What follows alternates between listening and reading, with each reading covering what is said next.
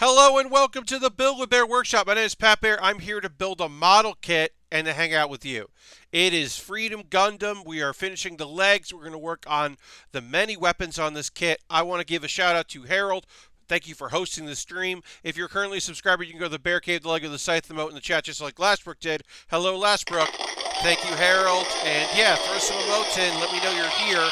If you're not currently a subscriber, you can just say hi. You can throw in emotes from another stream if you happen to have those, or general chat emotes. Throw a kappa in there. I don't care. Uh, Whatever you want to do. Dirty's here. Hello, Dirty. Welcome, welcome. Epic Open World is here. Lord Stockton is here. Ig is here. Epic Open World, it's been a hot minute. Welcome. Happy to have you here. Lord Stockton, to you as well. Hello.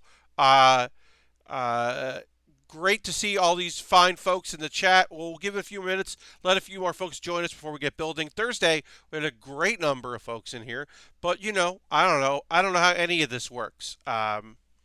You know, uh, People have an uptick in their Twitches and YouTubes, but there's no money in any of it. Uh, it is what it is. It's okay. Everything's cool. We're gonna build. It's gonna be fine. Uh, we'll talk about some. I don't got. It's not a rant. I don't got a rant in me about it, but I've got an interesting thing to talk about. Because we'll do anime talk at the 10 p.m. hour. We'll get into our new anime. I got 6 shows to talk about. It would have been 7, but halfway through episode 2, I'll say this now. Halfway through episode 2 of Listeners, I was like, you know what?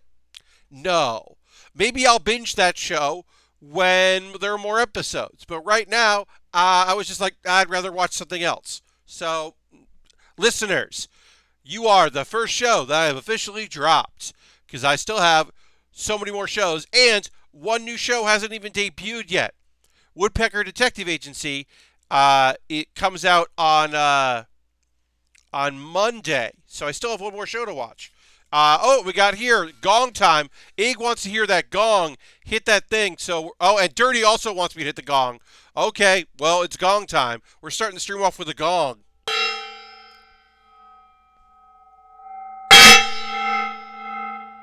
I got some good reverb on that one that time. All right, well, thank you very much for hitting that. Thank you for using your channel points for the nonsense that is the gong. Oh, got autofocus getting real uppity on me there. Real bad. Oh, Harold also wants me to gong. So it's gong time.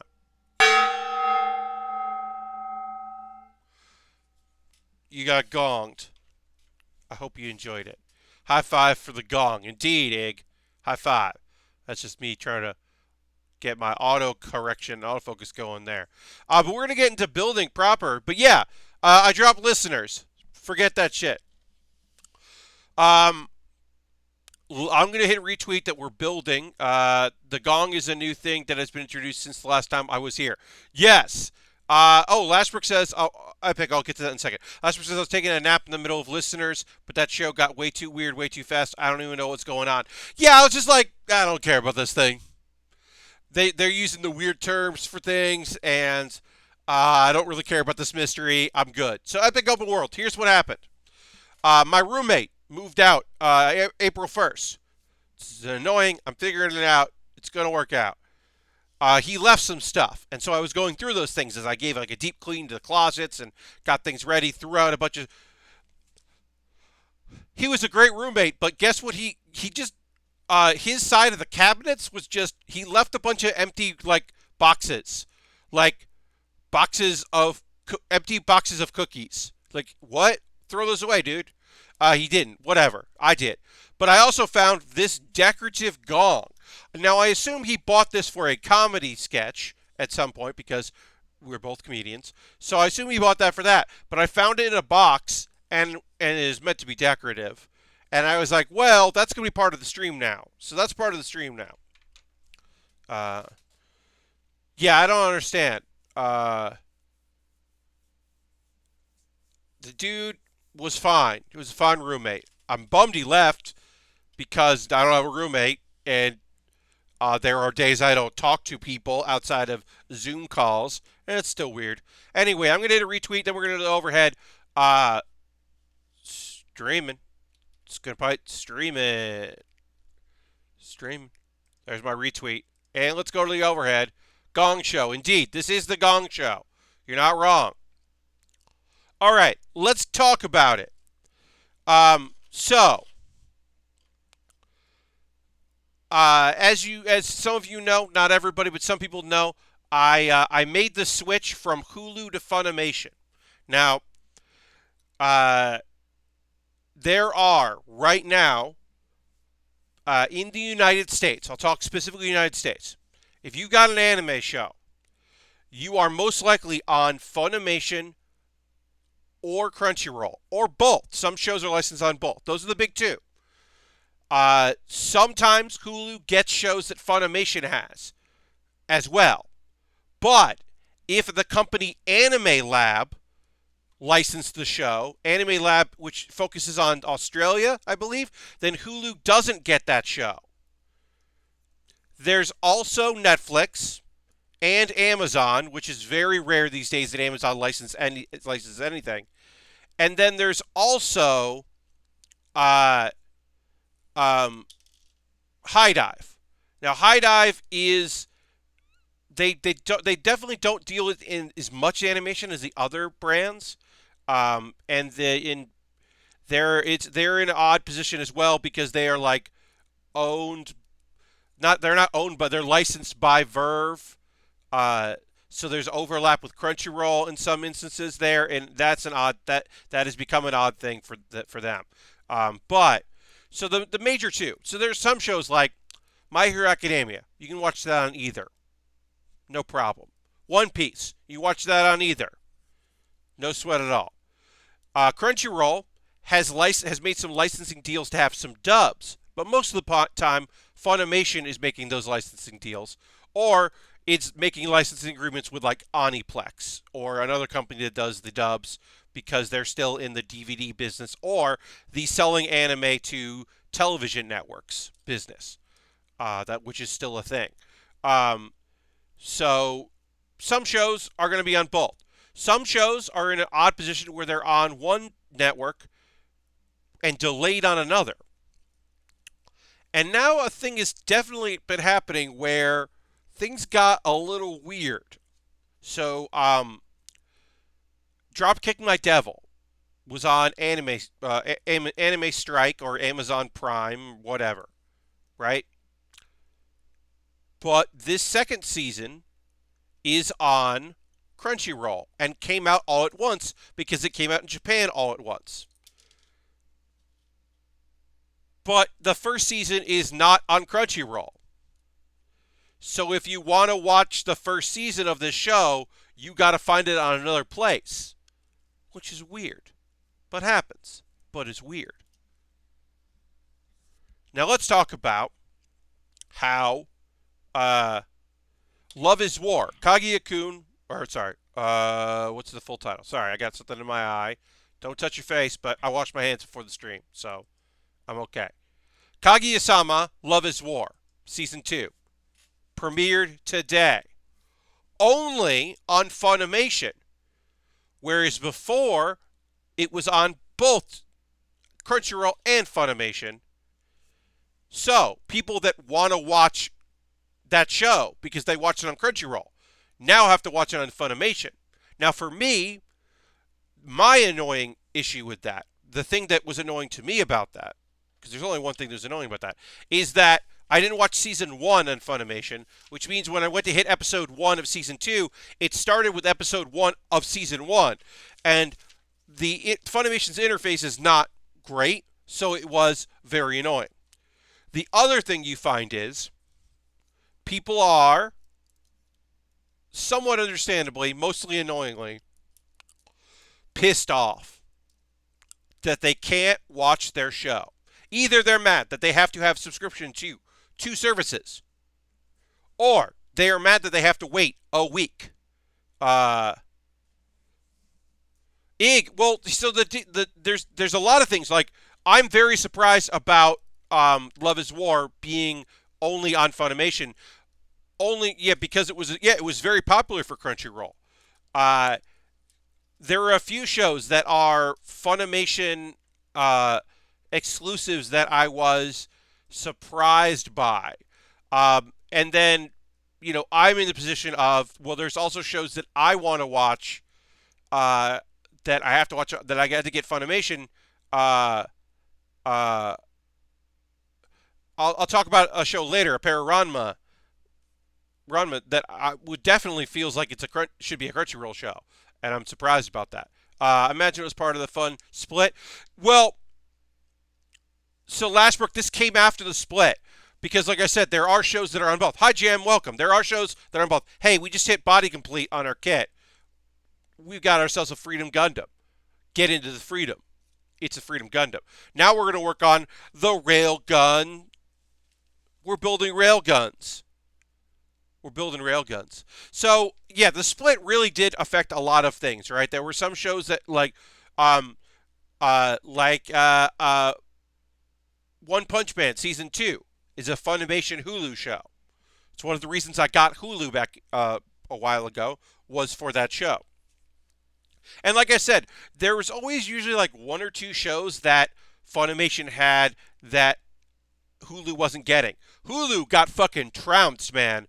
I think Hulu has listeners, and I don't know what else Hulu got, but there's a bunch of shows that are not on Hulu that Funimation has that you generally expect to be there, like the Breakwater show, the Diaries of Our Days at Breakwater. That is a total vibe that I would expect to be on Hulu, the same way that After School Dice Club was. And it is somewhat surprising to not see those shows there. Annie Labs really fucked with that, because usually it was just one or two shows that would be affected that way. So it's interesting. But yeah, a bunch of people are mad, and I understand. I get it, right? I do get that it is annoying to have multiple subscriptions. It would be great to have things all in one place. Exclusives are a bummer, but I also understand that exclusives sell your service, right? Like, I didn't get Funimation over Hulu because I had Hulu, and, well, I watch enough live TV on occasion, and, well, it's nice to have for wrestling in case I miss some wrestling stuff or whatever. I'll just keep Hulu. I hate the ads, but whatever. Like, I only went to Funimation because suddenly Hulu wasn't getting the shows I wanted to see in their deal. Uh,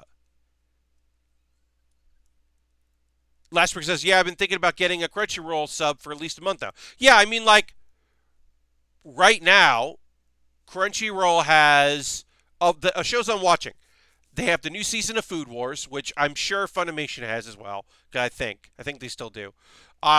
They have My Next Life is a Villainess, All Routes Lead to Doom, which is excellent. One of the best shows this season. They have the second season of Ascendance of a Bookworm, which I think Funimation also has, but they might not. But I'm watching it on Crunchyroll because I watched the first season there.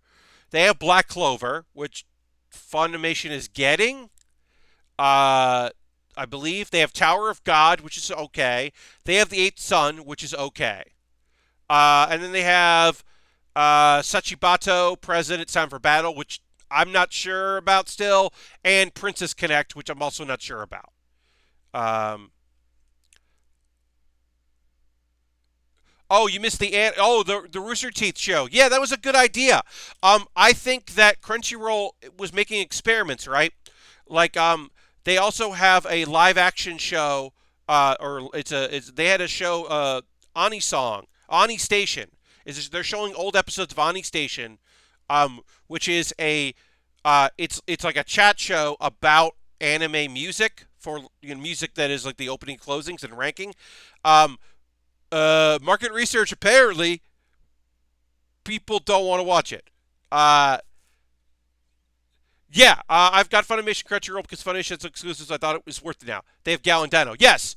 So Funimation, like I said, if Hulu had kept some of the show, or Hulu had gotten some of the shows I was interested in, I probably would have stuck with them. But since they didn't get, um, uh, uh, what's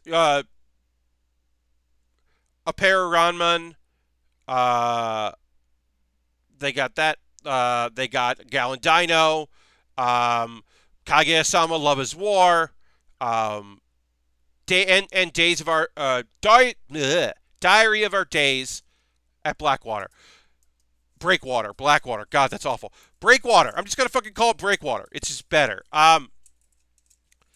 Yeah, the days where before Sony bought Funimation or a controlling stake in Funimation, uh, which led to the dissolution of the deal that Crunchyroll and Funimation had, it was very nice because you could just choose one of them, and there were very few things that would be annoying about that.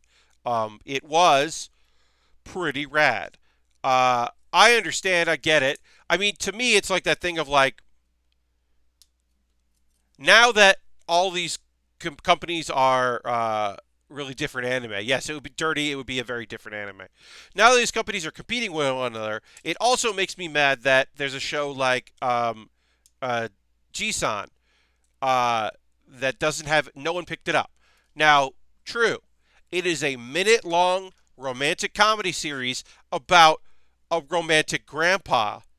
So I understand why it wasn't picked up, but that doesn't mean that I wish it hadn't been picked up because it seems really sweet and the manga is adorable.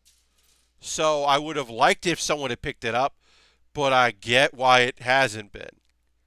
It, it's not surprising that no one went out of their way to get that to license that show. But yeah, the licensing stuff is rough. But I'm also like, yeah, I don't want to pay for both, but I also like I was already paying for Hulu.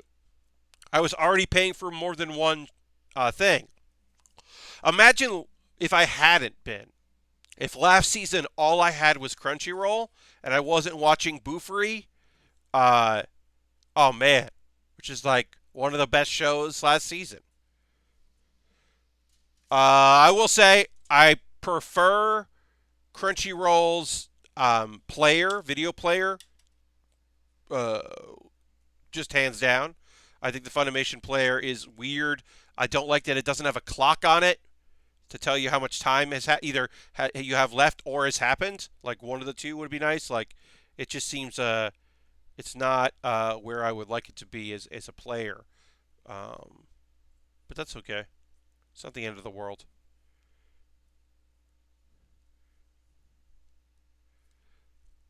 But yeah, I for the most part, Funimation is a better player on console. Oh, okay, that's good to know, Dirty. I mean, that's stuff that I don't. I watch all of Funimation and Crunchyroll content on in a Chrome browser on one of my monitors, on that monitor right over there. So yeah, so I'm not dealing with that. Um, but yeah, I could see that. I should download the Funimation app too, just to try it out, see what it feels like. I don't have that yet. Overall, it's just like yeah. Would I prefer to just play one? I like to Crunchyroll player on consoles because it has 15-second skip button. That is helpful. Yeah, especially through openings that you've seen enough. Uh, or we'll talk about it when we get there. There's a new season of a show, a multi-season show. The new season started, and you get a sense after the first episode of like, oh, this character seems like they're bad news. The ending theme is basically the plot of this character, like how they got to where they are, and it's like, oh yeah, this is definitely the villain. And I'm like, no thanks, no thanks. Don't do that. Don't tell me the plot of the show like that. It's just that is very. I was very surprised to see that closing theme. We'll get to that when we talk about the new shows. Um, Also, because if you don't have Funimation, if you don't pay for Funimation's premium account, Gal and Dino episode 1 was available today. Uh, uh, which is very cool. Oh yeah, I almost never use Verve. I only use Verve for High Dive because theoretically, well, because technically I have a Crunchyroll account, but it's a Verve account. It's through Verve. So I just use the Crunchyroll site, but I technically have a But yeah, occasionally I'll watch something on High Dive because they usually have like one show. Right now, their exclusives are not anything I really want.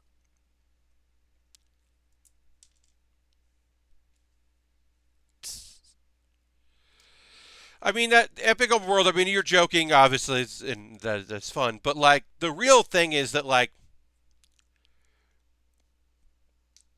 brand loyalty is rough and a problem. I mean it's the same thing with video games, with anime, comic books, comic book movies. Like when you start putting your when you start attaching your heart, things can get messy, uh, and it can be rough. Like I said, if you looked at the season 2 page for Love Is War, it's just people pissed off that they have to watch it on Crunchyroll. Or not, sorry, on Funimation, that it's no longer available on Crunchyroll because they don't want to use Funimation. They want to use Crunchyroll because they've told themselves that that is their thing. I have a Crunchyroll account and I pay for a Crunchyroll account. And like, one, please don't be mad at, don't tweet it. That's the big thing, really. Like, if you have a technical issue, if you have a problem, if you have something going on and there's a thing that's not working right, then yeah, like make your voice heard, try to get a resolution, get your shit done. If Crunchyroll doesn't have a show that you wish it did, like, don't fucking tweet at people about that shit. They know. The marketing team made a choice. They went with a thing, or it was outside their hands, or someone, a thing happened. But I'll tell you, Tim and Victoria don't have a say in if you get the show you want, and there's no reason to send vitriol to them. That shit sucks ass. Really infuriates me. Um, I sometimes scroll for the U tab on Twitter, and it's absolutely wild to see. Uh, the For You tab, yeah, to see console, yeah, console war stuff. Yep, it's there, man. It's totally there. Uh, don't tweet at Sailor B because you were mad, right? Sailor B's got enough on her plate. Uh, I touched my heart to Pancho's Mexican buffet when I was a kid, and then they closed all but 2 locations a decade back, and my heart was broken. Dirty, I hear you. Like, though, they're not. They don't mean to let you down. When they let you down, they're not doing it on purpose. They're not doing it to hurt you. That's just the way things are. I mean, I was so mad that I had to get Hulu to watch, One Punch Man, and it was just like, oh, this is inconvenient. And then it was like, well, you do what you got to do. I get it. I wish everything was available to everybody on one thing and all that, but like, I'm still happy in a place where I can pay for things and get the things and do that stuff. Uh, it is frustrating to, yeah, like I this was years ago. So this is years ago. I was at PAX, and this was, it tells you how long ago this was. I was waiting in line for a panel because even most of the time I'll do whatever. I'm not going to wait in line for a panel. Somebody I know is involved with it probably, but these are people I liked. I'm waiting in line for their panel, um, but they didn't have a panel. They were going to be guests on the IGN panel. So I was waiting in line in the queue for an IGN panel. And the people directly behind me were having an argument with the people behind them because one of those people had a Vita or a PSP. It's been a while. I assume it was a Vita. But they were having an argument about that, and it turned into a whole fucking argument about, like, yeah, it just turned into this whole thing about, like, console wars between them, and I was just like, oof, I cannot be in a room. Like I just like put headphones in and turned on a podcast while I was waiting because I was like, no, I can't be around for this. I have no connection to these people. I got no dog in this race. I cannot believe that I'm hearing these folks, like have a real, actual argument, a console argument in front of me. Get out of here. Get out of here with that. No thanks. Um, Harold pays for CBS All Access, and you only have it for Star Trek Discovery and Picard. And Dirty just canceled that. I'll renew it when the next season of Discovery airs. Yeah, I mean that's the thing, right? Like, I do that with Netflix. I often cancel Netflix when there's nothing coming up, and then if there's a show I really want to see that's coming out, then it's time for another month of Netflix, and that's kind of how I do it, or a couple months of Netflix, because I found that there'd be large gaps where I wasn't using the service at all, and I'm like, well, I'm not going to pay for that if I'm not using it. Doesn't make any sense. Uh, I do not wish to play Final Fantasy VII on a PS4. I would rather play it on PC or my Xbox One because the game will be better at a higher frame rate. Square made the deal with Sony, so I have to hope it comes to something else. Yeah, I mean, Square makes deals with Sony. That's kind of what they do. Uh, yeah, and eventually it will, but, yeah, exclusive deals, and they come in and they get their thing and they do their thing, and there you go. You could have ended the story was I was at PAX, which tells you how long ago it was. East feels like half a year ago. Well, that's Brooke. I mean, it feels like a weird anachronistic thing that like PAX East uh, and C2E2 were the same weekend, and then Emerald City was like was supposed to be really soon. GDC was supposed to be right after that, and then Emerald City was supposed to be like the next big comic convention after that, and people were just like, Emerald City was a. It's a weird thing about that. The times we're in now, right? So Emerald City, they just weren't gonna fucking cancel it. It was in Seattle, and they weren't gonna cancel it. They weren't gonna cancel it. They were waiting and waiting. They were waiting for the state to tell them they couldn't do it, right? Which I understand. They were waiting for the state to tell them, "Hey, no, you can't do this," so that they would, uh, for their insurance stuff. But they weren't saying that. You can't say that. So they didn't say that.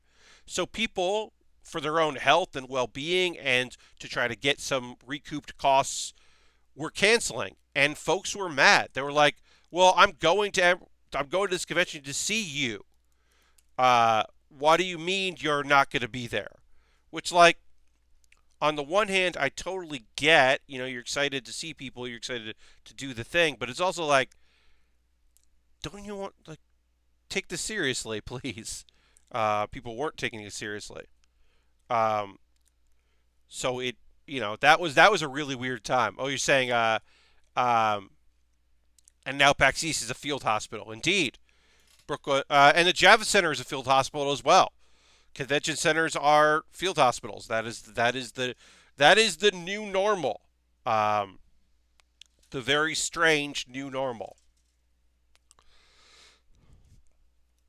Yeah. But yeah, I remember people like as more and more people were like, okay, I'm not going to go to this. I'm really not going to do this. This hurts me financially. I'm not going to get my money back on anything. And then eventually they did cancel it. But most conventions were like for insurance purposes because some conventions are funded by large corporations and they're part of a machine. They were bought out. They sold the whatever the rights to. They got taken over.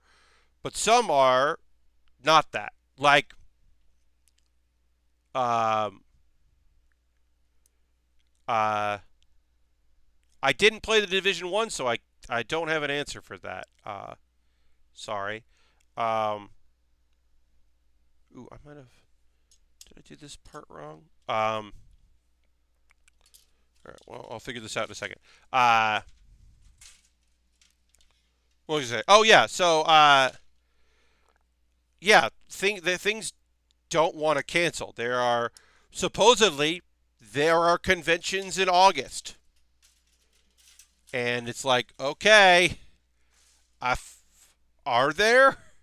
But they don't want to say that they aren't. They don't want to close, and if people are out and about, the city doesn't want to lose that money, or whatever city or area doesn't want to lose out, so they don't want to say, "Oh yeah, we're definitely not doing it.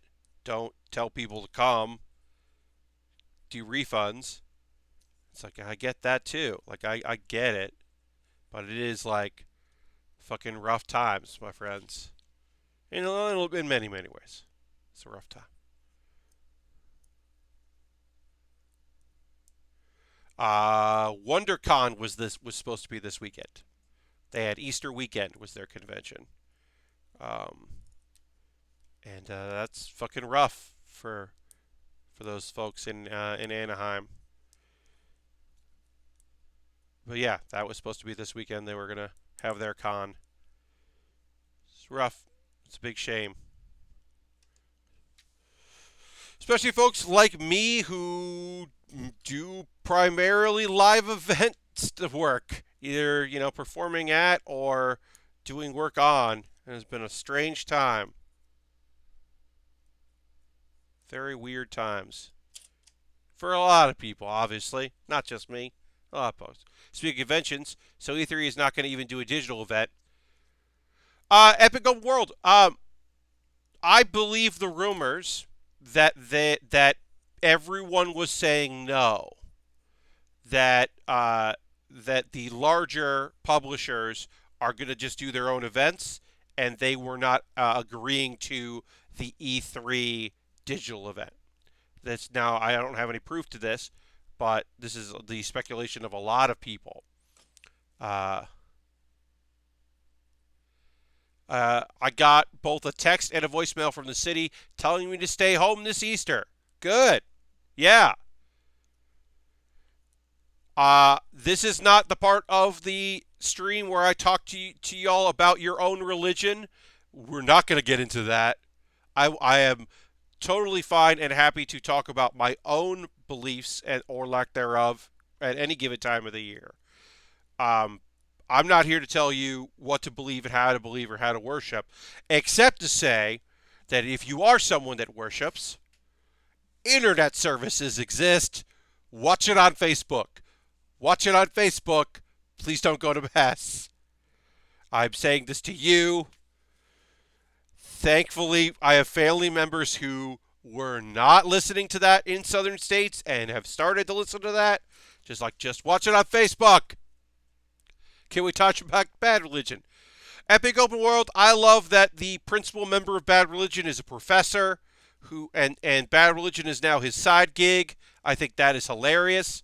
Um, Bad Religion is a great band for generic ass sounding music to play as people come on uh, to to perform comedy. It is fucking perfect for that shit. It is really convenient and easy to bring people out to that music because it's just hard rocking and it starts immediately and just goes. Real good for that shit.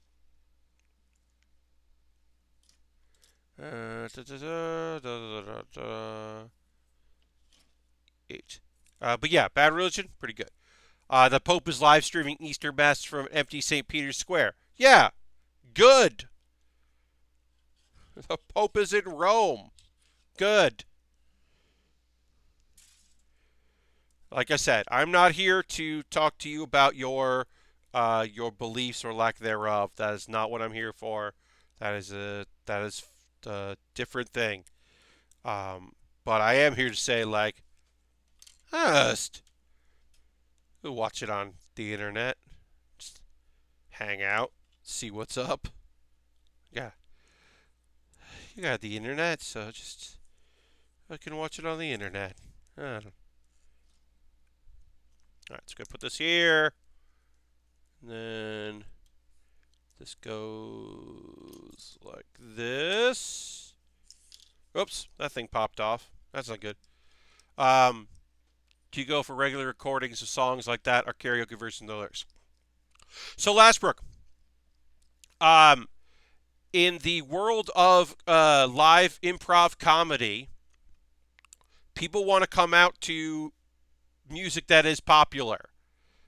They want to come out. They want to come out to sometimes obscure songs, but they want to like come out to a jam and dance and have fun. And so you play the real songs because most major comedy theaters across the country have like a blanket deal to license like popular music, and then maybe individual stuff might come up and they have to deal with that because it's just ephemeral and it's happening just in the moment, and um, they're not doing it for repeat broadcast, so they pay like certain fees for that privilege, basically.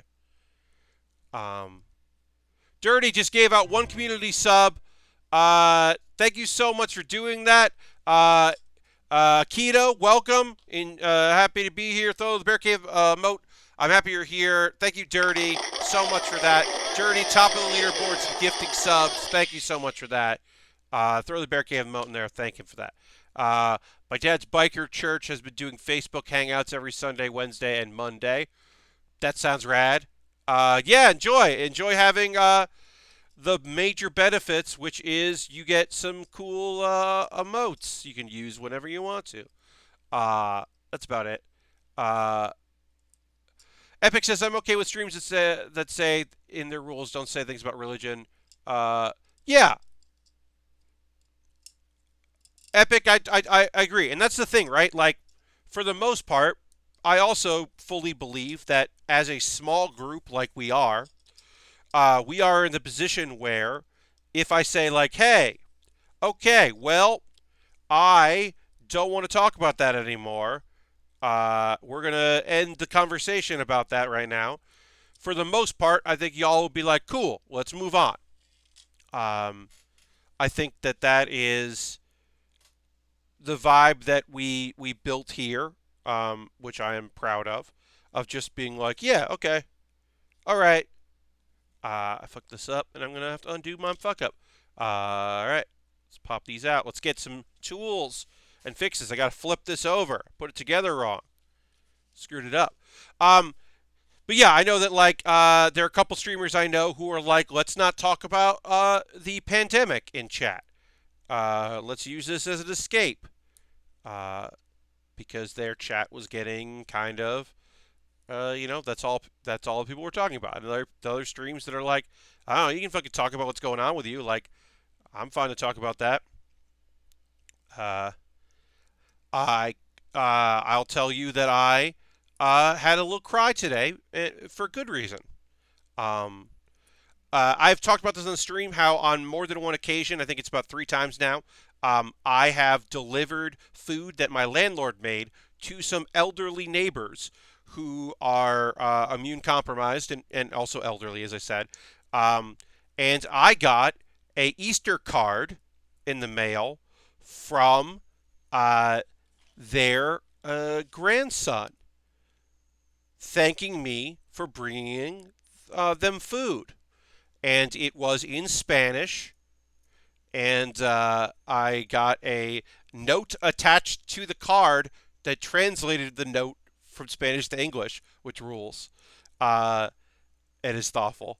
And yeah, it was like a really nice little card. I was not expecting it. As I said, one, it benefits me to go and make those deliveries because it gives me some exercise and I feel like I'm helping and doing something positive in the neighborhood. And also, I have been paid in meatballs by my landlord, and my landlord is she is the type of Italian that calls that does not call it marinara sauce. She refers to it as gravy. Uh, she is that Italian, and it fucking rules. And her food is fantastic. Uh, but also, like I said, I mostly been doing it to like do something to feel like I'm helping in some way. But yeah, that note was really nice. Uh, it has been, but yeah, I mean, people do what they need to do, and like I said, I'm okay with people wanting to chat about stuff going on with them and process. You know, I'm fine with that, but I also understand how there are some streams that are like, oops, did I fuck this up again? How did I fuck this up twice? Did I fuck this up twice? I did. I fucked this up twice. Y'all, I fucked this up. I took it apart to fix it, and then I fucked it up. So I gotta undo what I just did to redo what I just did. The worst. Which these are tools here. But yeah, like I said, y'all. I'm not here to say what we can and can't talk about. My hope is that we can be respectful of one another, and our opinions differ. That's okay. If we come from different places, we have different life experiences. A few of you are my age, some of you are much younger, and different places, different experiences, different countries. So the hope, is that we can kind of be respectful and cool with one another, and I've never had to worry about that, about people not getting that part of it. So I'm grateful for that. And just in general, thanks so much for being here. It's been really nice to stream and to have people watch my streams and hang out has been super good. That has been incredibly helpful to me. I will respect the anime and Gundam. Right, Epic Open World? Heck yeah. I know that, some folks, they're not here for the Gundam stuff is what they're here for. And when I do things that aren't Gundam, when I build One Piece stuff or Dragon Ball stuff or Kamen Rider stuff, it's not necessarily their favorite thing. I know that there's some folks out there that love the Lego and wish that I would do more Lego. And I understand that.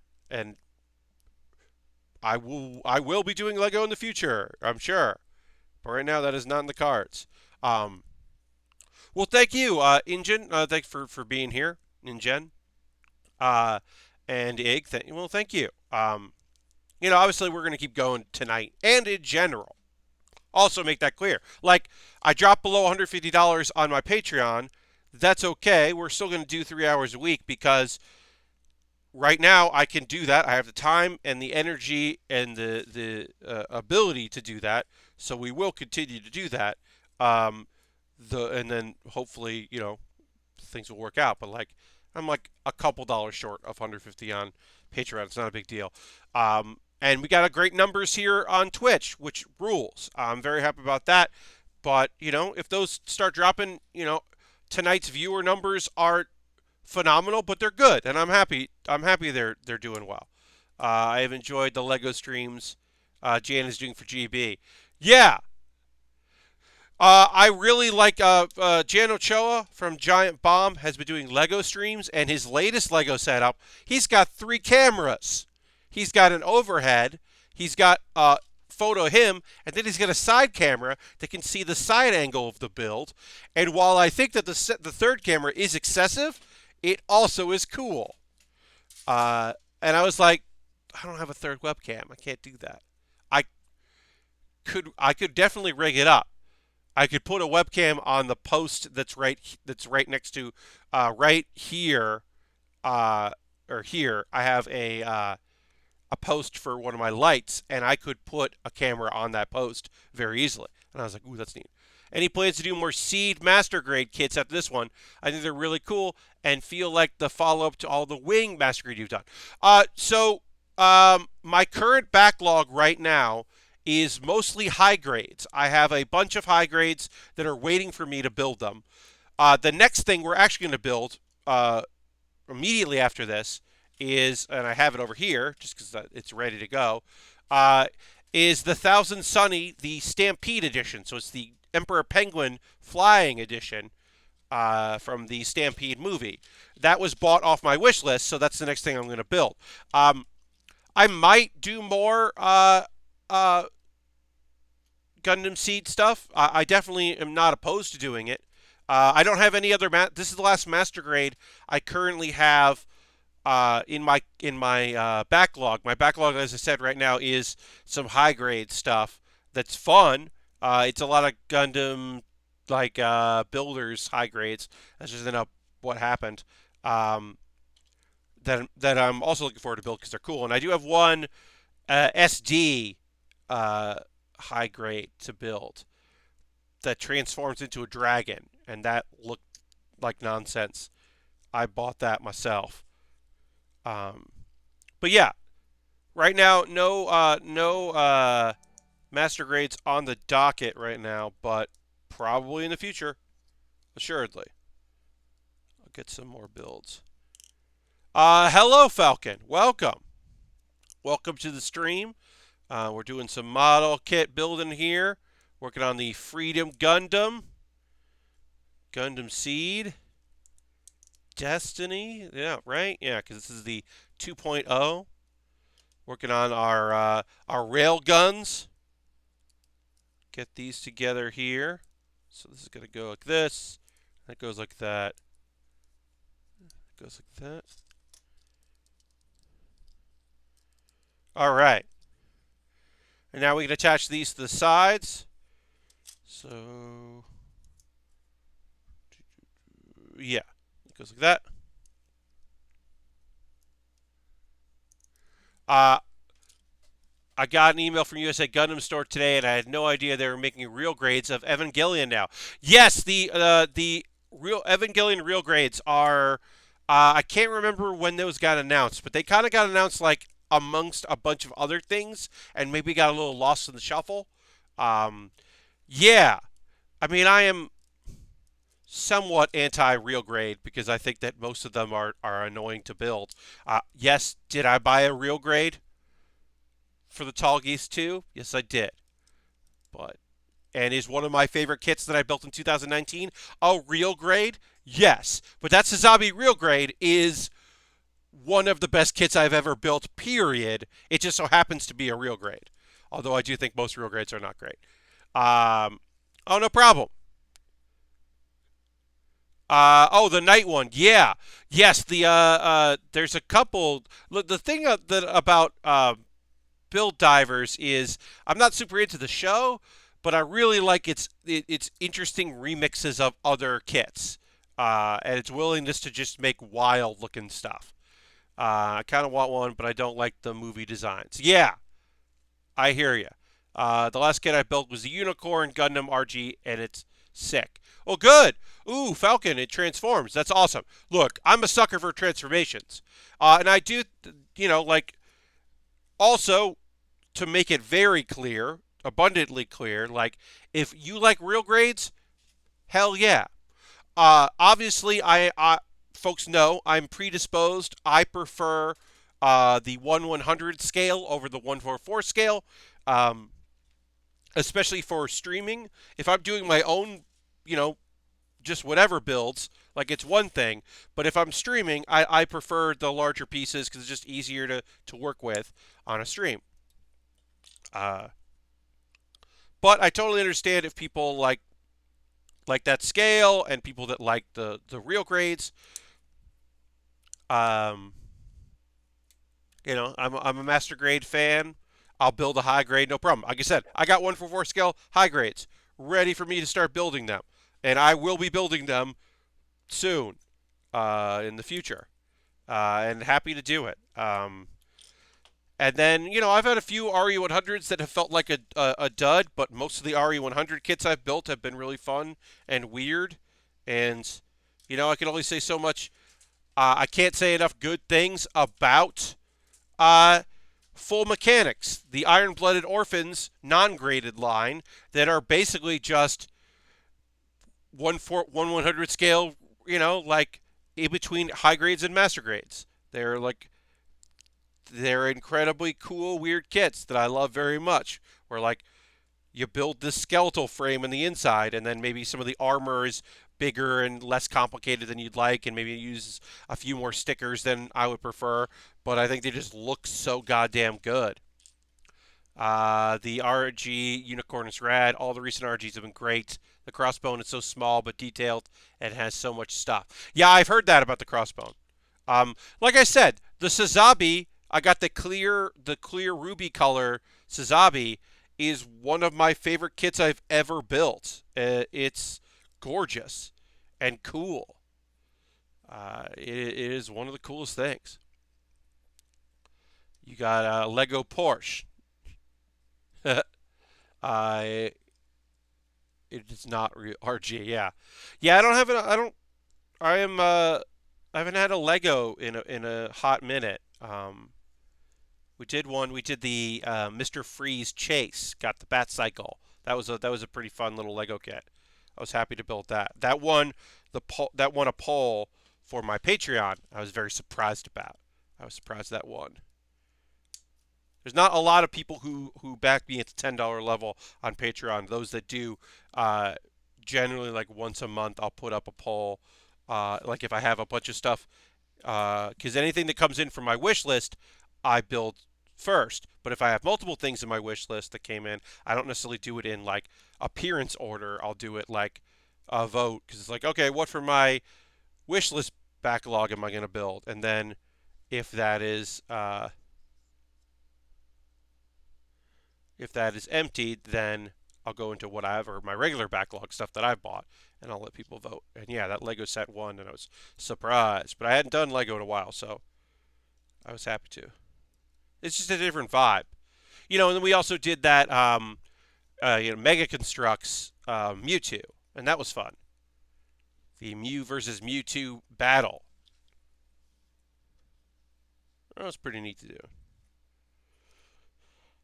I've only done Pokemon for Mega Constructs, but I've had a good time with all of them.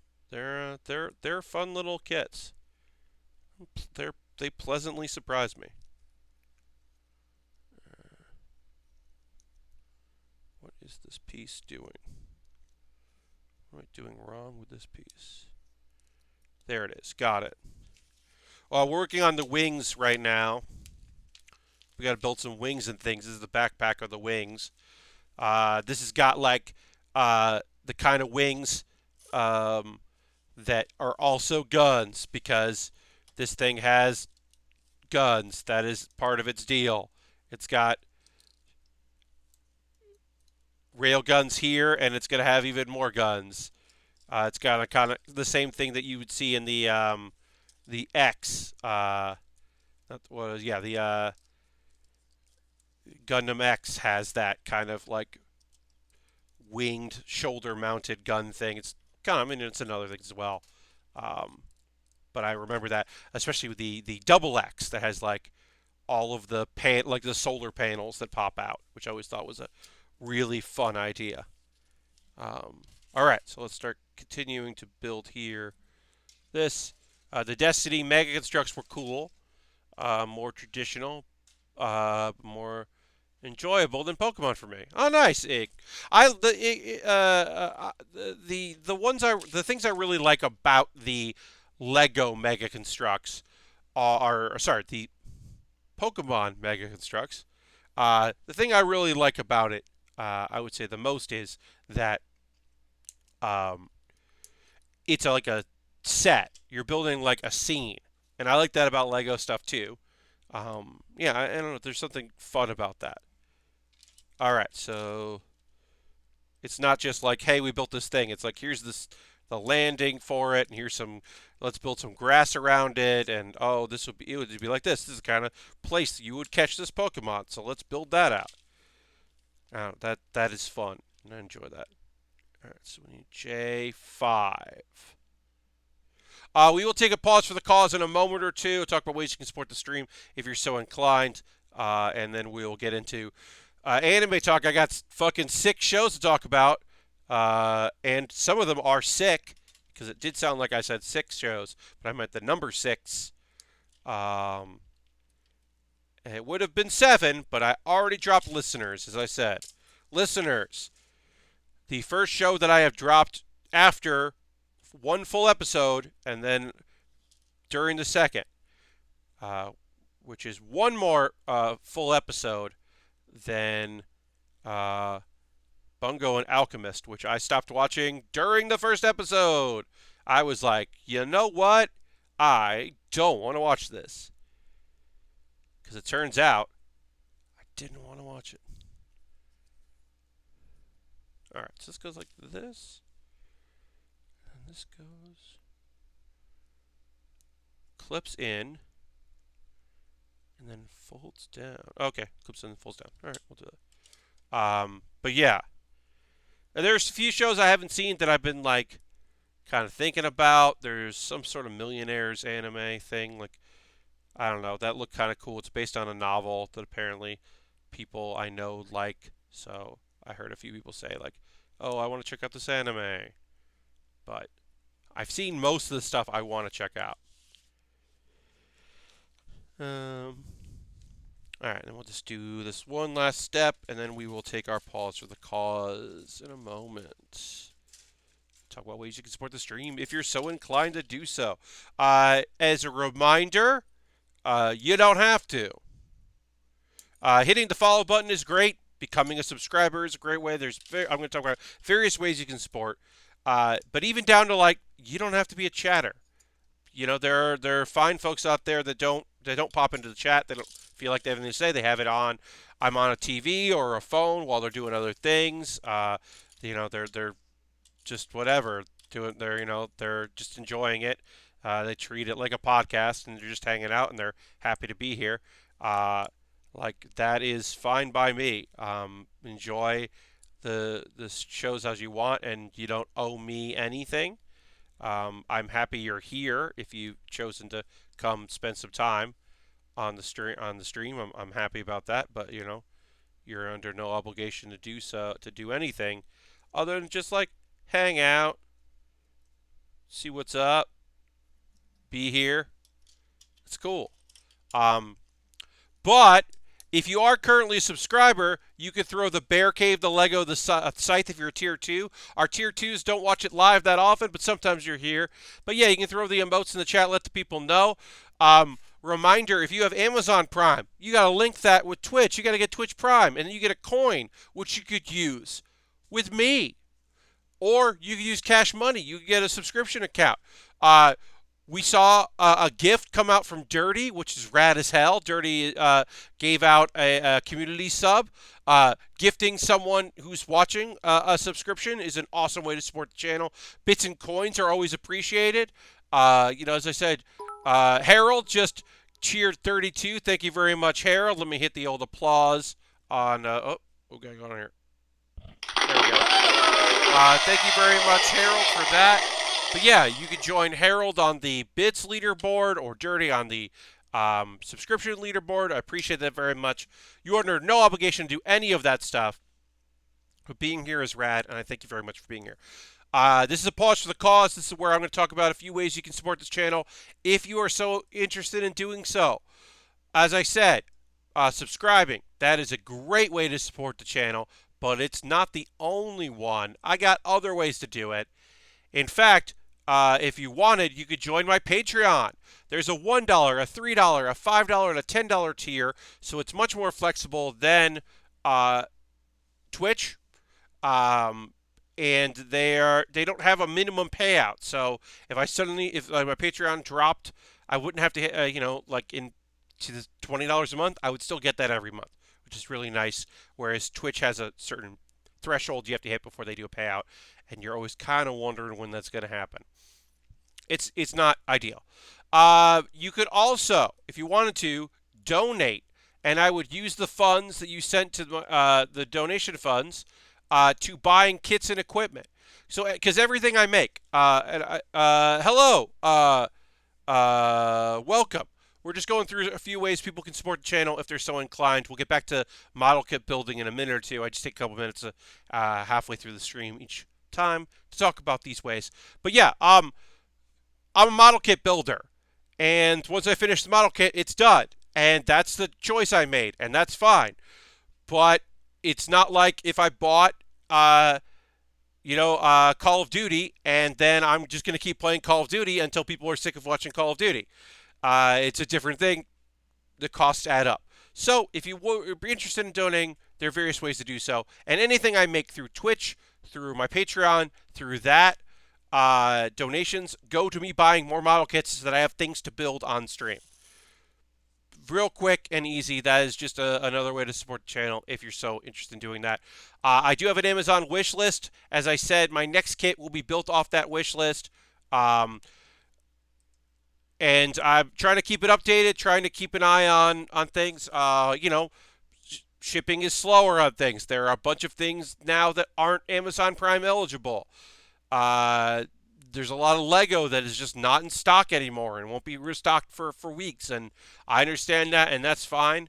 But if there's something on there that you think you'd like to see me build, you could buy it, and through the wish list, it'll come to me, and I'll build it. I do have an alternative if you're so interested in doing so.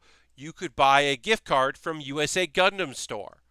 You buy a gift card there, you get sent to your email, then you whisper me here on Twitter, or Twitch, or DM me on Twitter and be like, hey, here is a gift card code, and then I'll buy something from them because they are still shipping. They literally started a rewards program because they are trying to stay in business, and I appreciate that. I have a Discord. You can join my Discord. It's chill. I post photos of all my builds. People post photos of stuff they're working on. I got a Discord. It's relaxed and easy. You can join that if you wanted to.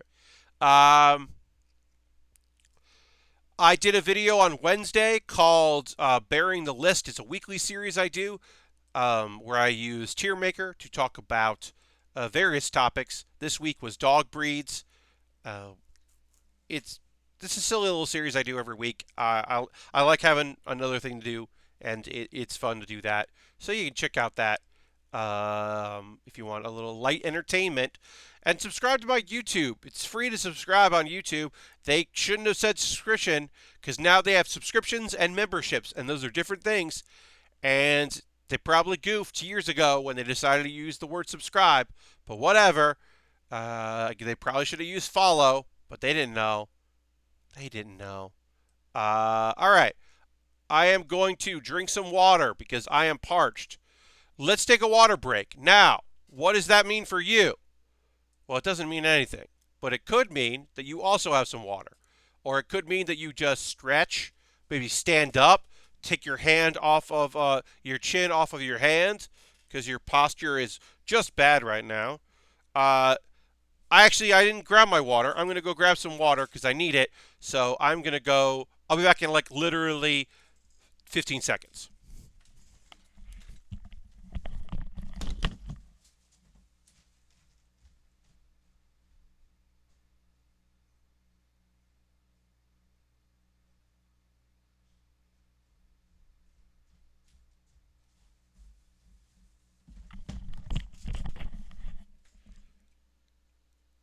How unprofessional of me. Not even having my water. How did I forget my water? I walked right by the fridge, didn't grab my water earlier. Now I have my water. And now I'm going to not spill water on my manual there. I'm going to drink water.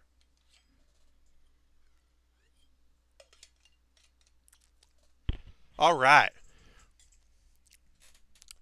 Okay, let's get back to building it. Also, oh no, we have to talk about anime. New anime came out. We got to talk about it. It's anime talk time. First and foremost, Food Wars. The Fifth Plate is on Crunchyroll.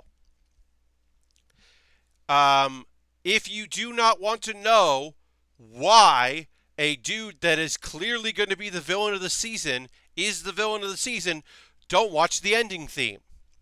Because during the episode, you get, this is before the summer, it is the end of their second year, and there's a competition, and it's a fine little pocket episode. It's a good little start to the season.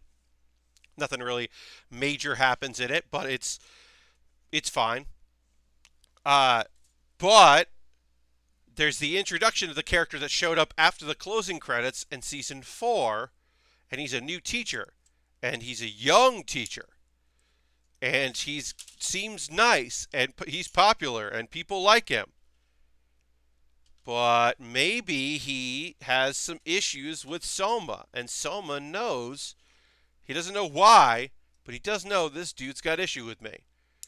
And there's even a point where he's like, doesn't seem like a big deal. At the end of the episode, Dojima shows up, and he's like, hey, they brought back Blue. It's this young person competitive thing. It's probably partially because there's so many good young chefs out there. Lastbrook, I forget the name of this dude, but he's got like, he's got,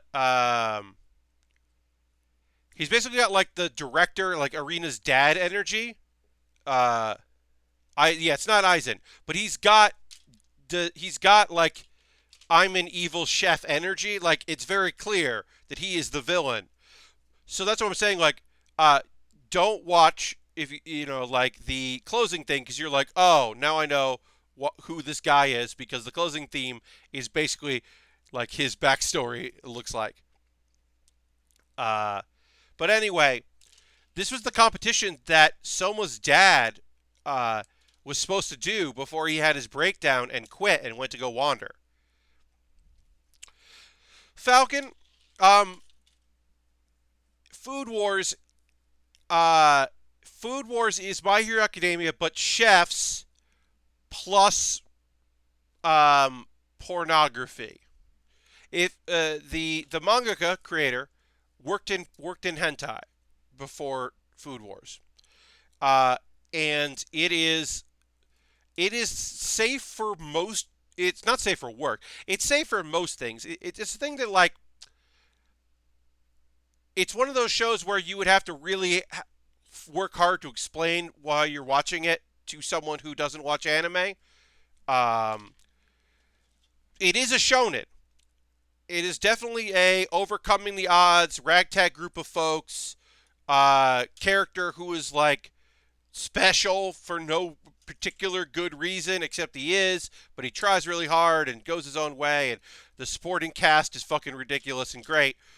But also, sometimes people eat food and their appreciation of that food is borderline erotic / is just ironic. It is in many ways a problem. So it is about cooking. It's about cooking school. It's kind of interesting.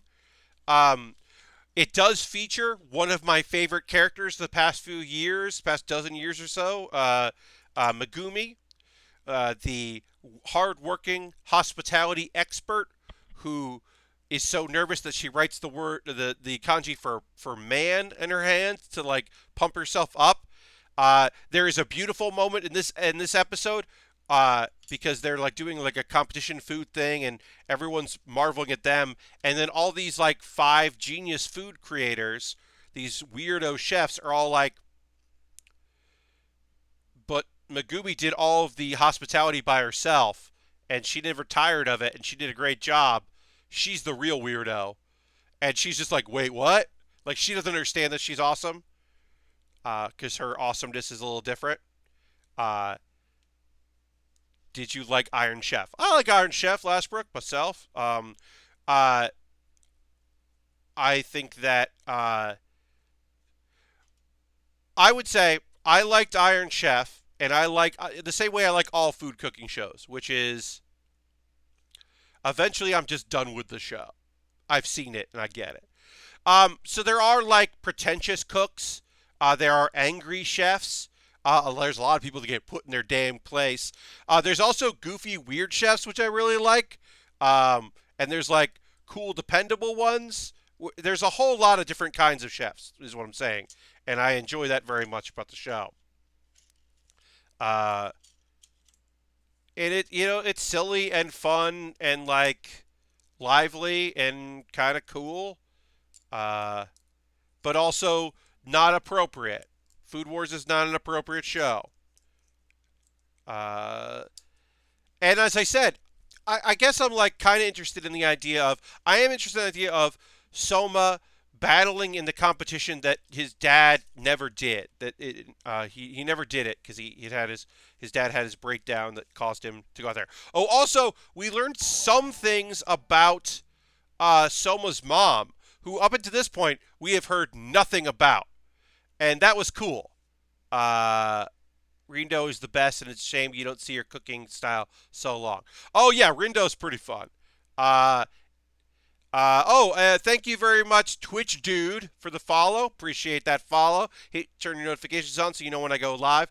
I do model kit building on Monday, Thursday, and Saturday, 9 p.m.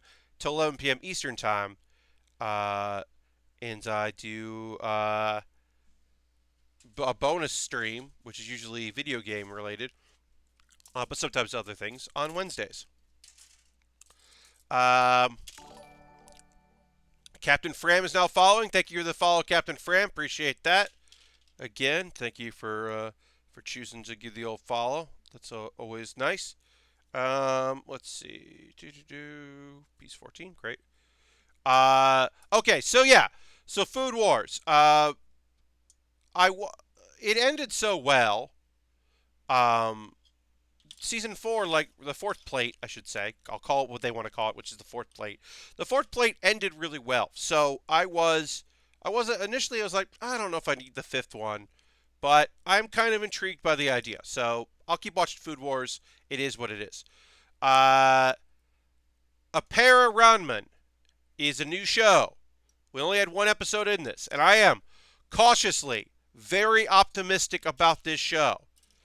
A samurai and a brilliant but very weird inventor. The first episode is they get the circumstances that lead them to being trapped in America. They are stuck in America, and they do not have money to get back to Japan. So circumstances lead to them entering a cross-country road race, a wacky road race. And they'll use the prize money to get back to Japan. Now, the beginning of the first episode is the race starting, and most of the rest of the episode is leading up to the point of them getting to America.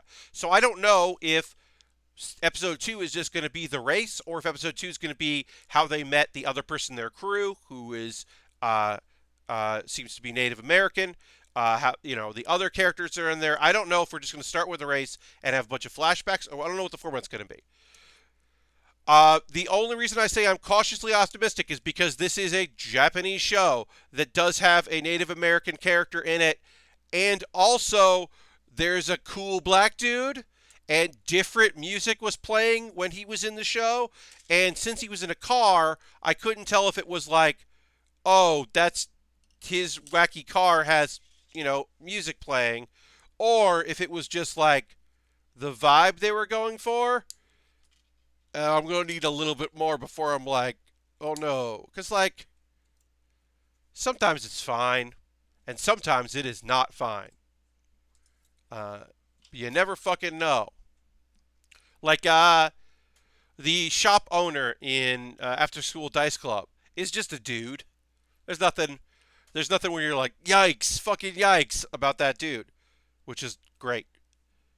But you never know. You just never know.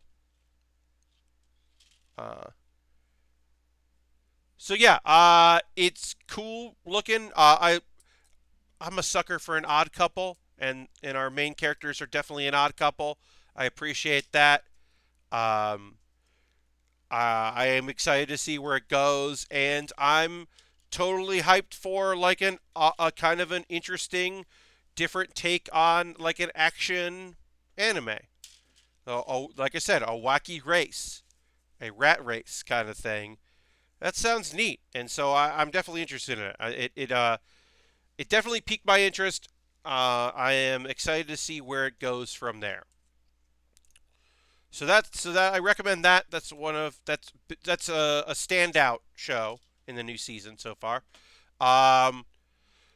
Episode 2 of Gallant Dino came out, which means that I am now going to talk about the end of episode 1, because you don't need a Funimation account now to watch the first episode. You can watch it with ads if you don't have a Funimation account. So I am now going to talk about the end of episode 1 and overall this dang show. This is the part where I say, hey, Gallant Dino is fucking weird and awesome. Uh, Most of it is not animated. It's an anime, but the first story or first 2 stories is animated, and then there's some interstitial stuff that is computer generated, but it's meant to look like claymation, but definitely CG. And then it's fucking live action. Ig says Gallant Dino might end up being my favorite show of the season. And not only is it live action, which, what? It's live action, and I gotta put a sticker on here. Y'all, I almost forgot this sticker that's gotta go on this. It's a different story. Episode 1 starts with the same line, but instead of it has a person in a dinosaur costume, but instead of having the gal part, there is a legitimately playing a version of himself, a character actor in Japan, playing himself and doing stuff, but then the episode just isn't a retelling of the first story. It is a different story. It's a Christmas episode. And then in episode 2, the second half, is that same episode with different content mixed in. And also some sort of mystical guy who is overacting on purpose. And it's kind of Death Note and kind of rewriting history. What? Lashbrook, it's incredible.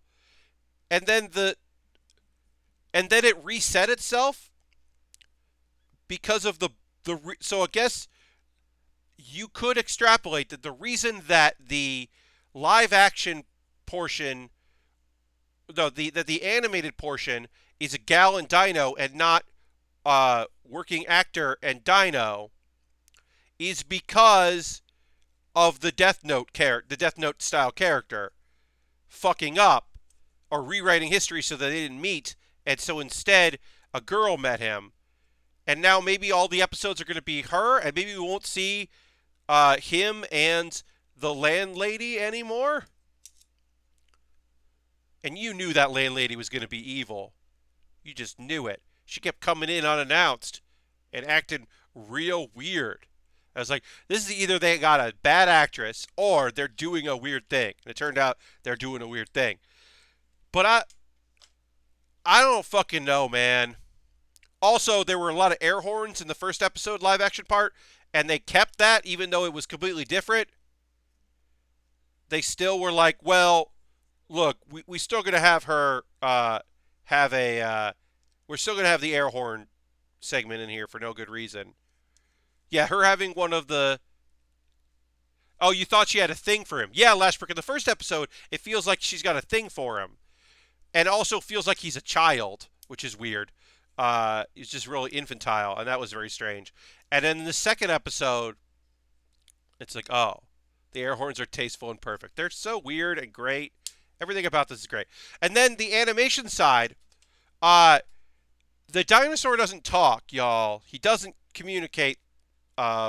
He does, get his point across, but he's not a talker. And the ex-boyfriend, I love that he's like, I was looking at a photo of the gal, the lady who owns this apartment or rents this apartment that I'm staying with. And, in this photo, she's with this dude. So that must mean that they are friends. So when he shows up, the dino lets the guy in and they play cards. And it's also after her friend shows up to meet the dinosaur and wants to take photos of him. And then the dinosaur is, exciting, like an exciting thing. But then they get swept up in the action show, Partners, the cop drama that he's watching. They get swept up in it too, which I just love because, like, have you ever had that where you, like, go over to a place and you just get swept up in their world? And you're like, oh, no, I came to do this for a thing. But I love that people are just like immediately accepting and then completely nonplussed by this weird looking dinosaur. Because she's like, aren't dinosaurs supposed to be big? And then the gal is like, I forget her name. Kaida? Kaida? Is like, yeah, he's big. He's always in the way. It's like, what does he eat? Ramen. She's like, that's weird. He's like, is it? Is that weird? She doesn't think it's weird.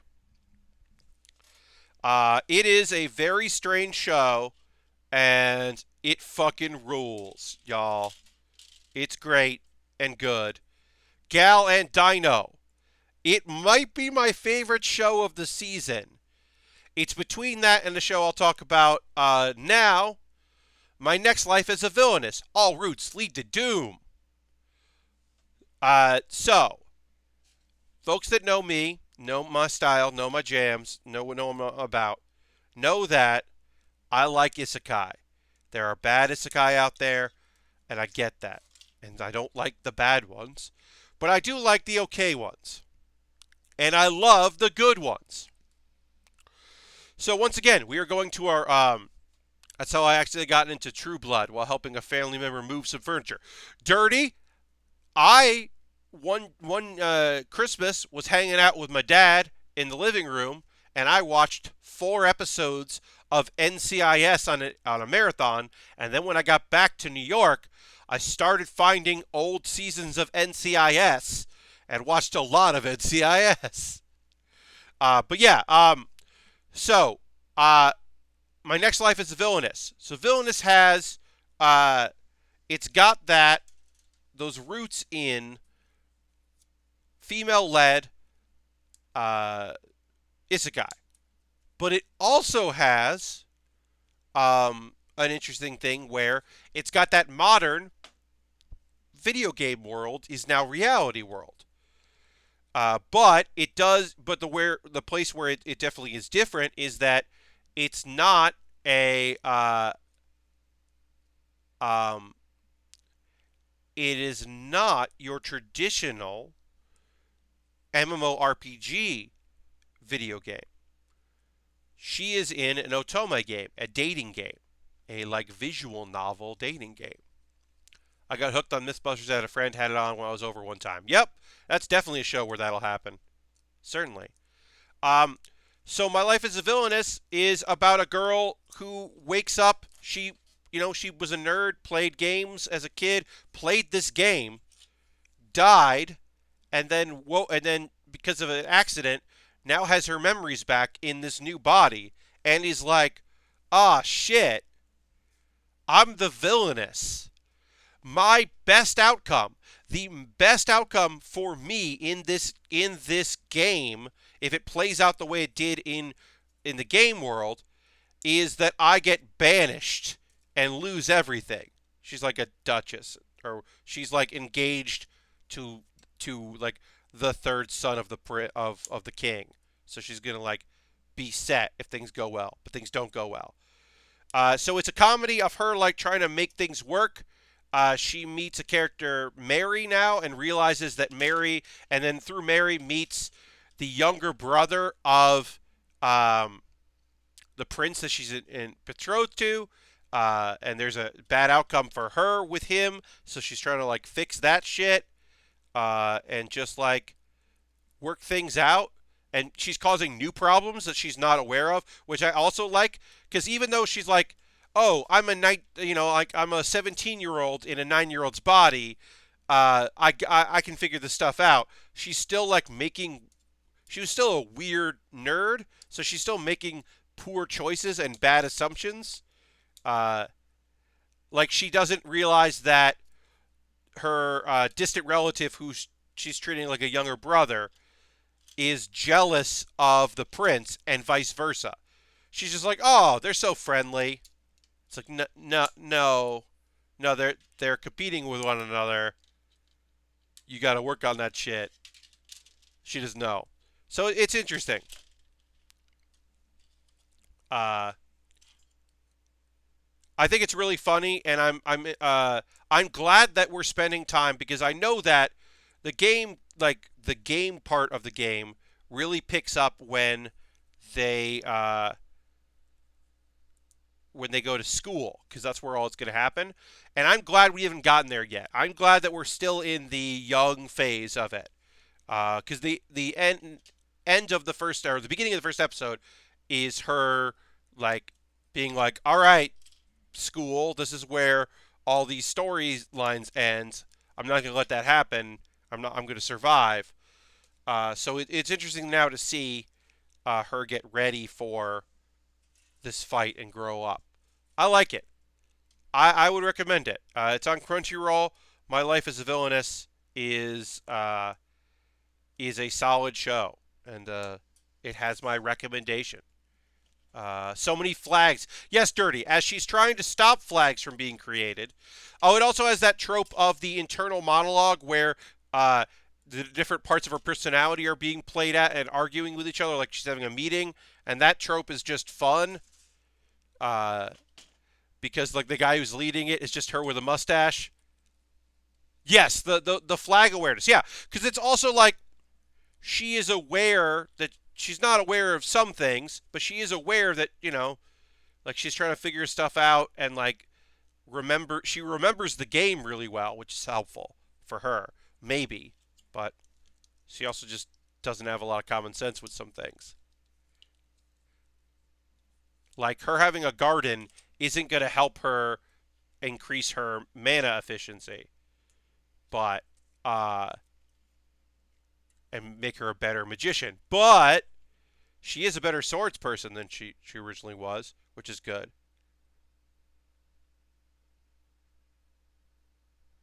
Yeah, I like it. The Herman's head trope, indeed, dirty. Um, yeah, it's a good show. I recommend it. What else I want to tell you about? Okay, yeah. So this is on Funimation. Kaguya-sama Love is War season 2. Hey, so it's more Love is War, right? Short little stories, anecdotes of the ongoing competition. The premise of the show is the student council president and the student council vice president both like each other, and they would like to date. But they got in their heads that to admit that they're interested in one another would give the other person power in the relationship. So, while they want to date, they don't want to lose. Love is war. Um, they should just date, but that's not the point of the thing. The fact they won Best Couple in the Anime Awards bothers me because that legitimately they are not a couple. That is the fucking point of the show, is that they are not a couple yet, is that they should be a couple, but they aren't. It's fine. There's a couple things to note in here. Chiyaka, the best character, best girl. She's the fucking best. She's very fun in this show. There's a moment where she's like got a dog and is completely overwhelmed by it. There's another one where she and her friends in the board game club made a board game. Um, there is her interactions are fun. There's some good stuff throughout this whole show. Yes, Fujiwara. Fujiwara is the best. The episode opens with this like weird little plot that's like a short little story plot, which is good, of them switching out the president's coffee with decaf so that he falls asleep, but he falls asleep with his head on Kaguya's shoulder, so he can't do anything. So she's stuck because they're like close. But she was gonna do something else. We're not. It's implied that she was gonna do something else, but we're not sure what he was gonna do. Um, but she doesn't do that because she's just like, I am now trapped. But this is nice. But when the assistant, Kaguya's assistant, is sneaking into the school, the student council room, the music that plays is basically a knockoff or cover. I can't tell if it's supposed to be a cover or if it's just a knockoff sound-alike of Madonna's Vogue, which is not sneaking in like Mission Impossible style music or like James Bond music. It's Madonna's Strike a Pose, and I do not understand what it is doing in there. What is that sound alike or cover doing in there? What the fuck? It was.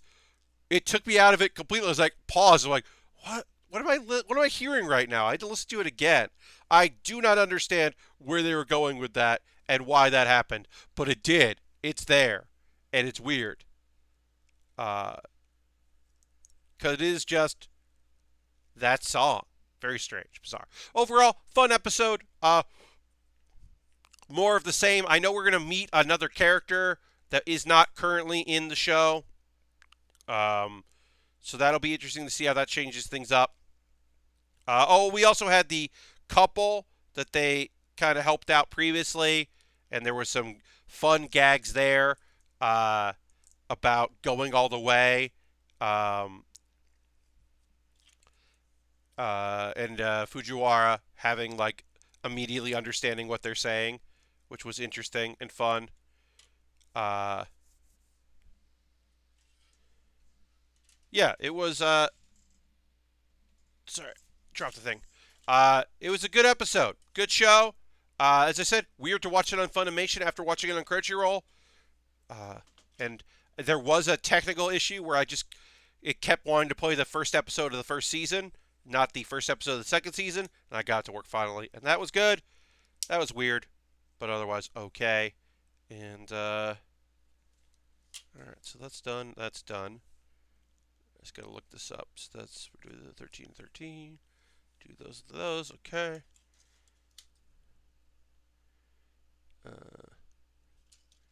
Probably have one of these. Can separate those. All right, and then Ascendance of a Bookworm season 2. Uh, a fun. Mine, like, it's a weird thing where mine got what she wanted. It's not quite what she wanted. There's more stuff to happen, but the primary thing for her was stop being, like, hopefully stabilize yourself a little bit, which she's still having trouble doing. Um, take care of your newfound family, and then also, a thing that she's had to do, which like is totally get and makes sense, was like get those books. Like that's the character's want, right? The character's primary want is reading fucking books. This girl wants those books. She's gonna get those books. She's not gonna let anyone stop her from getting those books. She got access to some books, but we'll see what happens with it. I don't know. Like there were a couple of interesting things that were, she's like trying to learn a little bit, trying to get better. I don't quite know where it's going, and I'm gonna keep watching. I like the show, but it didn't really like. It didn't make me go, oh, I can't wait for episode 3. Like I'm still interested. I think I'm less interested than I was previously.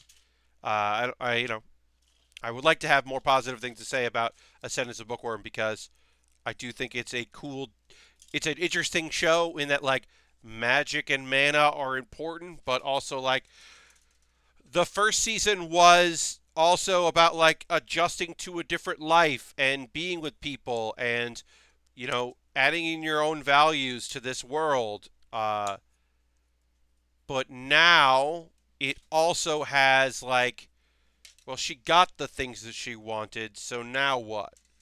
And it's kind of an interesting thing to deal with. So I don't know. Ascendance Bookworm is currently a little off for me. Tall Geese is my first master grade. Oh yeah, still busy watching Turn A Gundam. Nice. Tall Geese is a fantastic kit. Uh,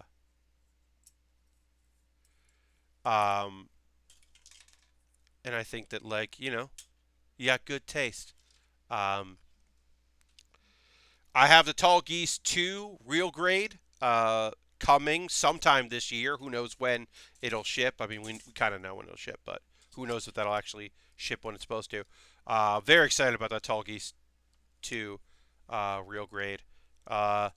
Wasn't sure if I was going to do that or the Tall Geese TV colors, but I'm happy that I went with the real grade because I think it's going to be really cool looking.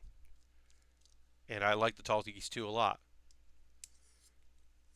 Not obviously, but I am a sucker for the Tall Geese 3.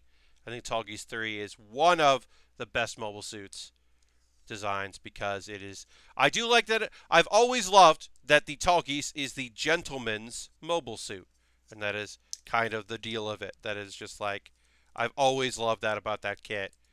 The very like everything from the shields to the fact that it has a lance, that the helmet feels very Knights of the Round. The vibe of that kit has always just been stellar. Always been a big fan of the look of that. Let's see. What am I in there? Untitled Tall Goose Game, indeed. Yep. Keep up the helmet crest plumes for the win, indeed. Our kit here, the Freedom 2.0, which we are body complete. We're working on the wings right now, but we are body complete with this kit.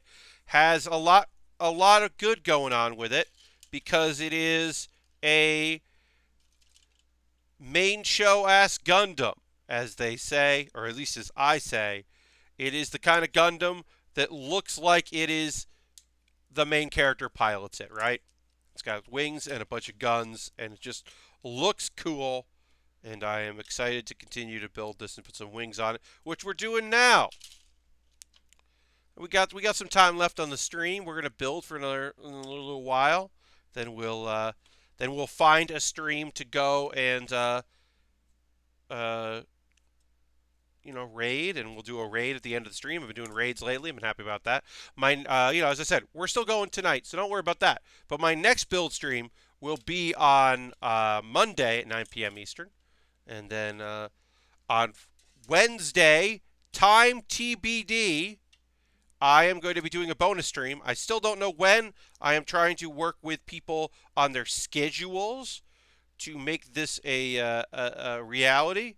But when I do know people's schedules, and I can tell you, I will let you know. We're going to play Smack Talk Showdown with some friends. And it's just like trying to accommodate people who have schedules because they have, kids, or because they have job commitment stuff during the day, or nighttime stuff where they have to do, or they just can't make noise and stream, or they have their own streams at night. So I'm trying to accommodate folks with that. But once I know more, you'll know more. And I'm hoping to have more information about that soon, about when that stream is happening, because I want to be able to tell people. But it'll be Wednesday. I just don't know when on Wednesday. And that'll be exciting. I had a great time playing Smack Talk Showdown with people last month, so looking forward to doing it again. On Monday, I have a new episode of Pat Baer's Anime Club where I talk about I go into depth like you've heard it on the streams, but I have, I can kind of compose my thoughts a little bit better. But I have a kind of in-depth look at, I think, more thoughtful discussion, I guess, of 4 shows I'm very interested in at the beginning of the anime season, because that is a lovely thing that I get to do at Pat Baer's Anime Club, is kind of have a long-form discussion, a rant, an essay, whatever you want to call it, about anime topics. It's nice to be able to have that. So that is going to happen on Monday that I'll go out. So look forward to it. Twitter.com/PatBaer. I don't say that often, but that is my Twitter handle. That's a great way to find out when I'm streaming and what I'm streaming, and sometimes hot takes and sometimes cold takes. Like my cold take that I'm sorry that easy mode is too easy for you. Why is this a fucking thing that got mentioned like That was so fucking weird, y'all. Y'all saw that shit? I don't know if you saw that. There's a Kotaku little thing about how the easy mode for Final Fantasy the 7 remake was too easy, and whereas there was a part where it was normally too hard, or normally it was fine, and this one section was too hard, and easy made it too easy, and there should have been in between.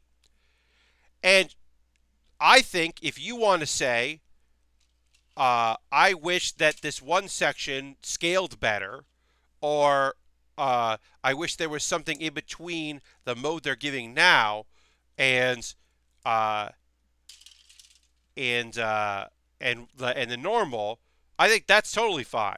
But to just dismiss it outright and say it shouldn't be there, and to and then to be like, oh, it's this other mode is basically a visual novel. That's how hard it is. I'm like, oh, that sounds cool.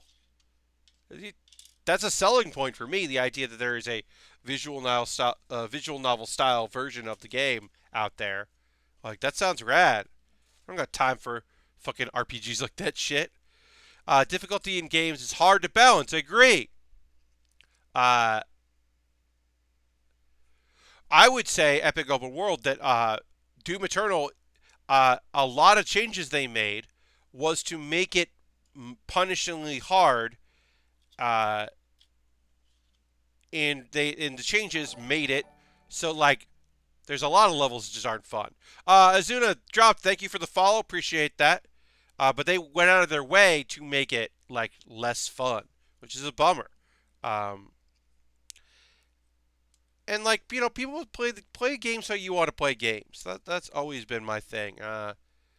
Like, you know, obviously there's accessibility, which is in many instances is a separate conversation from that accessibility and difficulty are different things. Like your game can be brutally hard, uh, and also have an option if you have any number of different color blindnesses. Like that can like that's a different thing. If you have a one hand controller mode, if you have a lot of options of that, and like uh, I play a pretty okay um, game that has some interesting options for because it's a match 3 game. So I do it by color instead of by character because it's One Piece Bon. So it's like weird chibi heads of One Piece characters. But I have found personally that it's more fun for me or it's more accessible for me to just see the colors than it is to see um, the different characters. But to other people, that those colors would not work out, and it wouldn't help at all. They should have made the difficulty the same as the last game. Well, the other thing is that they're adding new stuff, right? When you say adding new mechanics, that those change things. Like it's not the same game, right? So like finding those balances are. I definitely don't feel like it's going to be easy. That being said, I stopped playing Doom Eternal because I was not having a good time playing it. I said this before. It feels like they made a lot of changes to make someone happy who is not me. But one would hope that they did make someone happy who is not me. I very much hope that somebody is just like, I love this game. Oh, they made all the changes that I've been hoping for. Like, I hope that person exists. Uh, I want that person to exist because I hope they didn't make a bunch of changes for no one. Uh, and I also I totally understand the people's point that like they couldn't just make the same game over again. Uh, that being said, there's a difference between wanting to do new things and push yourself and change things and make it find your groove, and uh, changing the tone of the game, which they also did, and that I cannot be like, well, it's their choice, whatever. Like I mean, it is their choice, but I'm less forgiving of that because uh, I don't need to know anything about the Doom guy. I just don't need to know things about the Doom. I don't want to know things about the Doom guy. He's the fucking Doom guy. Let him rip and tear. I don't need to know what's up. I don't need to know about the balances between heaven and hell and what's happening in there and all that shit. Please, yes, shoot a giant BFG into the Mars. Please do that. But then there's other stuff happening that I'm like, no. A creative director before the game came out said he was a huge Dark Souls fan and took inspiration from Dark Souls. Well, I've been in the world, a lot of people like Souls likes. I mean, Souls likes sell well. Uh, and if that's where they got their, his inspiration from, like, cool. Like, those games, people like them. Like, they, they are a cottage industry. Souls likes, people keep making them and people buy them. Yeah, they're not necessarily my cup of tea, but like I get why people would be into them. Um, yeah, like I said, like mostly it's just like, yeah, I mean, you want to change how the game is played, you want to make it, you got new mechanics, you want to change up the different ways that people play it, like, yeah, do all that stuff, like, go nuts with it. I'm not thrilled about it because it's not what I wanted, but like, okay, like, yeah, but you know, saying that, there's also the part of me that's like, cool, cool, cool. Uh, like I said, I then also like, well, maybe don't take yourself seriously. Hmm. I'd like a little bit more tongue in my cheek. Hello Zero, welcome. You are here in the Build with Baer workshop. We are working on the Freedom Gundam 2.0. Working on the wings. We are body complete just about here. It's time to do some wings and some weapons. Got some big guns to build and assemble. Towards the end of the stream here, we got a few more minutes left of it, though. We're not totally done, but we are getting close to wrapping up because it's almost 11 p.m. Eastern, and I am one of those streamers that only streams a couple hours. Folks ask me about that now and again, and I will give the answer that I try to give when asked about why I only stream for a couple hours, and it is because I start slipping up and making mistakes after 2 hours. Video games I can do longer, but model kit building, I think 2 hours for me is my sweet spot. It is a master grade. This is the Freedom Gundam 2.0 master grade, 1/100 scale. I am just sad the game I was most excited about this year, besides Cyberpunk, ended up making not happy playing it. Yeah, I totally understand. Epic, I'm also disappointed. I pre-ordered a game. I don't pre-order. That's not a thing that I do. I wait and see. I don't pre-order. So I got burned, and I'm definitely not happy about getting burned like that. I'm definitely like bummed that this happened, and I was hoping that I could get the game that I wanted to play. So yeah, I'm disappointed too. Luckily, for me anyway, Control DLC was very fun. I'm plugging away at it. I'm savoring it right now because I don't really have anything in the future to play. But I am thrilled that that's very good. All right, so we will put that there. What's going on here? Oh yeah. Give me two. So, Zero, I'm mostly a model kit builder. I do a weekly stream where I rotate through some games. This past Wednesday, I played some Hearthstone because there was a new expansion that came out. So I played that. The week before, I did some Jackbox. I do Twitch Sings, which is a karaoke app on Twitch. That is, I don't particularly do all the time, but I do like to do that. But yeah, I'm not traditionally a game streamer. I mostly just do stuff here and there. Oops, did I mix that? Supposed to be on that one? Yeah, that was supposed to be on that one. But yeah, I am mostly a model kit streamer and Lego. Model kits and Legos are traditionally what I stream, but I do some bonus stuff here and there. Yes, mostly building. Yeah. I got into this because I used to build all the time, but then I had taken a long break from it, and I missed building, so I started streaming to encourage myself to do some model kit building, and then also, uh, it's not a thing that like a lot of friends to do. So I like working on Gunpla a lot.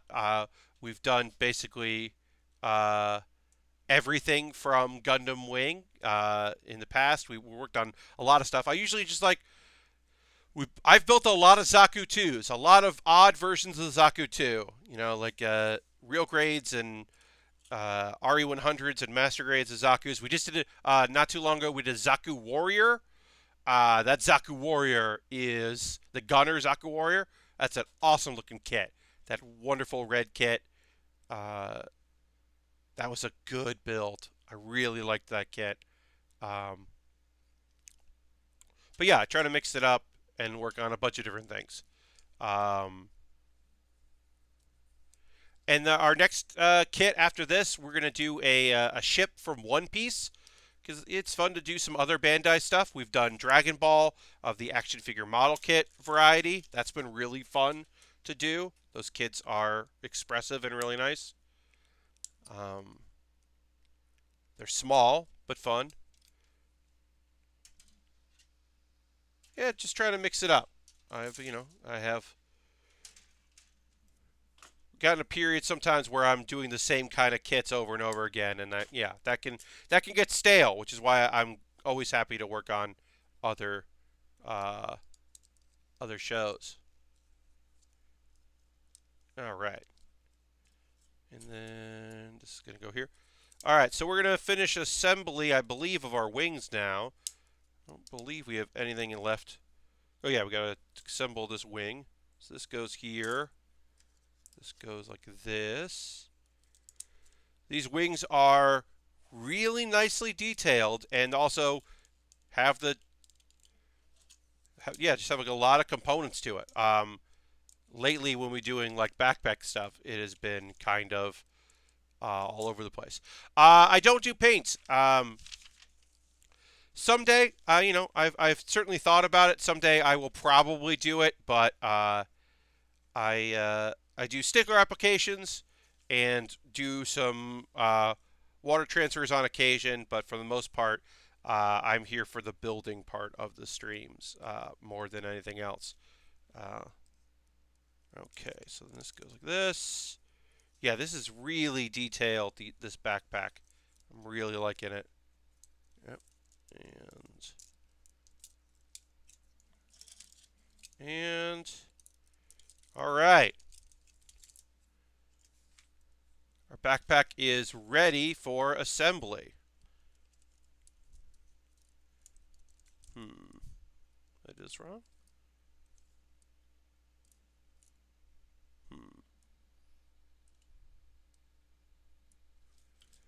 Did I do this wrong? Weird moment where you have to just look at what you did and be like, did I screw this up?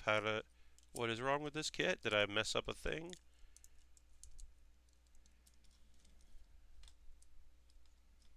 Yeah, I did. Okay, got it. Figuring it out, y'all. Figuring it out. This is the component that goes in. It goes in like this. There we go. There's our backpack. Now, this does come with a stand, which you're definitely going to need because these wings are no joke. These are heavy-ass wings. So you are going to need the stands, and we'll probably attach that later. But this thing, like, look at these wings. They're really nicely detailed. Uh, and we still have the shield and the gun to build, which we will build next. But yeah, this thing's got like big old cannons that come up and down, which is great and weird. Like, this got a lot of detail in it. We'll get the stand built for the next stream so that it can be displayed properly. Yeah, the wings open up. They've got a lot of detail here between all of that, and then the gun coming up. It's got a lot of stuff going on there. We'll have to take a look at that later in another stream because yeah, it's got a lot going on here. A lot of movement with the wings, which is cool. It's a lot of detail to it. And, you know, as I said, yes, it's got big old guns to put out. And then, of course, also the guns that are here. It's got rail guns, too. Oh, it wasn't really showing that. Yeah, this is coming together really nicely. I'll take a bunch of good photos on off stream. All right. Up, Ig just hit the gong, so I'm going to hit the gong here. And that is, yeah, it's 11 o'clock. We'll hit the gong. Decorative gong. Because why not? Because I have that, so why not use it?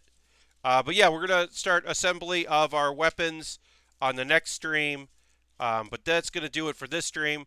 Happy Easter. Well, happy Easter to you. All right, so one thing we're going to do right now is we are going to raid another stream. Thank you for the follow, Zero. Yeah, I try to raid after every stream just to pass on the love and to see some people and see what they're up to. Let's see, so who do we got going on here that we should go check out? We'll just go raid my friend Kate. She's the best. We're going to raid Kate because she's awesome. But thank you so much for hanging out. And I'll see you on the next Build with Baer. As I said, my next stream is on Monday at 9 p.m. Eastern. We'll finish this kit up. We'll start a new boat, the Thousand Sunny. And that'll be great. So I hope to see you in the next Build with Baer. Bye-bye.